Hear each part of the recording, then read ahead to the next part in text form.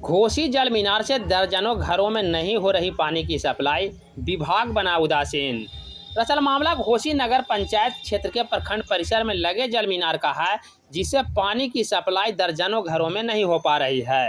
हालात यह है कि कई जगह मेन पाइप लीक रहने के कारण जल मीनार का पानी बीच में ही निकल जा रहा है, जिसके कारण प्रेशर के अभाव में घोसी, ब्राह्मसराय, शेखपुरा समेत कई इलाकों में पानी की सप्लाई नहीं हो रही है। आपके जो पीछे जल मीनार है, इससे बेवजह पानी निकल रहा है, इससे क्या परेशानी है लोगों को?